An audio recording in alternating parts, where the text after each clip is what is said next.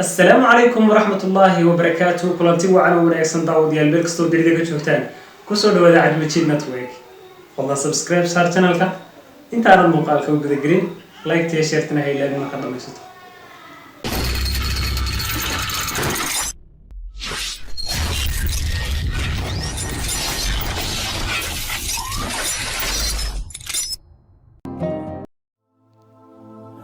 السلام عليكم ورحمة الله وبركاته. مقال كان داوديال waxaynu kaga hadli doonaa barnaamijkeennii kororsa aqoontaada.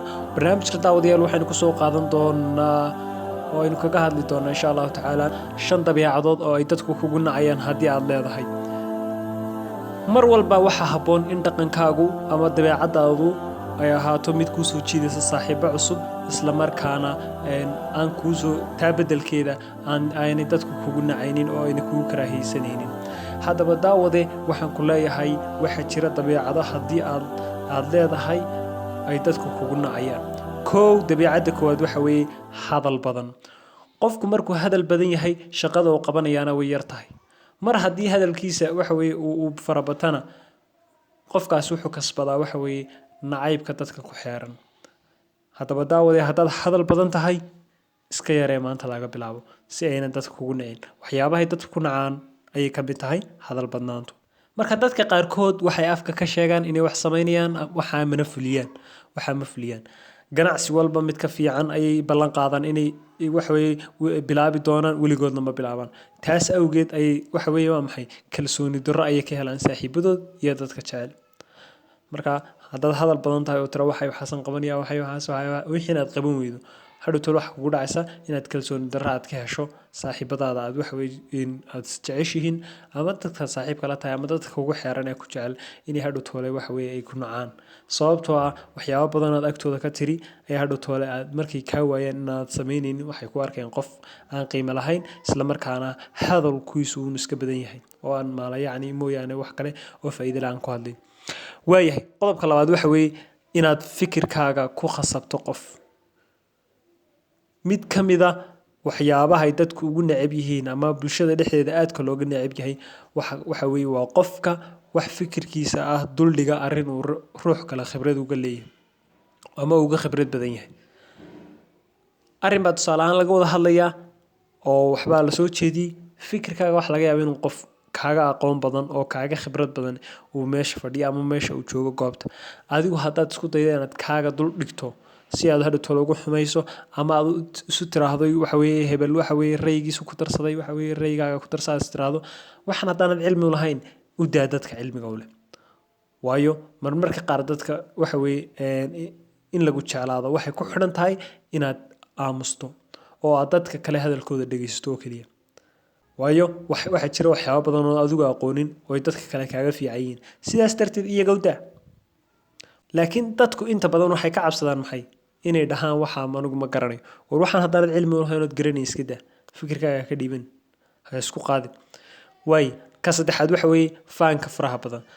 dad badan ayaan kala saari karin farqiga u dhaxeeya inaad ku faanto horumarka aad gaadhay iyo inaad dadka waxa weeye yaraysato oo waxa weeye dadka aad hoos u dhigto yacni waxa weeye aad dadka waa maxay dadka cadhaysiiso. haddii aad meel walba ku sheegto wax kasta oo aad ku hirgalay amaba muxuu ahaye faankaagu aad u bato waxay horseedaysaa in dad badan ay iska ka ilaaliyaan la joogistaada iyo sheekadaadana ay dhibsadaan. marka ha isku dayin adigu inaad marnaba dadka aad runtii aad faankaaga uga agbadiso. qodobka afraad waxa weeye dadku ugu soo nacayaan waxa weeye soo daahitaanka. waxaan jecelnahay inaan soo dhaweyno qofka aan ku kalsoonaan karno midka aanan waxa weeye arrimaha aadka ugu waaweyn ee aan ku aamini karno amaba kalsooni waxa weeye qofkaas aad siin karto.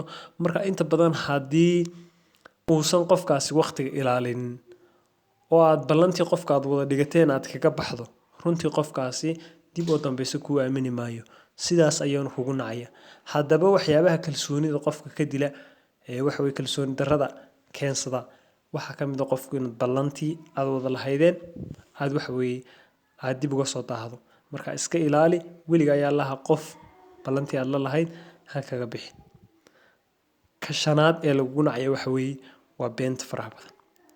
haddii qof aad waxa weeye maanta wax u ballan qaado ood wixii hadhow tole siin weydo ama wixii aad hadhow tole ku tiraahdo waxaasan qabanaya oo aad been u sheegto ama aad ku tiraahdo halkaas iskugu keenkeen oo aad been u sheegto qofkaasi weligaa ayaa lahaa dib u dambaysa lagu soo marin maayo.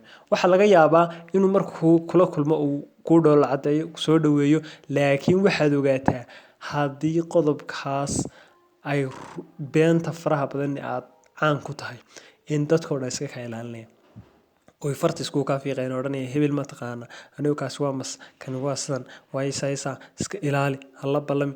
Xataa qofkaas waxa laga yaabaa haddaad maanta la ballanto iyadoo dhab kaa tahay hadhow tole inuu 9 jeer kugu soo celiyo kuraa waa imika haymen maad imanaysa imika maad saysa haddaad aragto dadka markaad la ballantay kugu soo celcelinayo ku oranayo niyo ballanteena maad imanaysa saysa ama oo 9 jeer kusoo garaacay idinkoo ballansan qofkaasi kalsooni darra ayaad agtiisa waxa weeye ayaa ka jirta oo kugu qabo.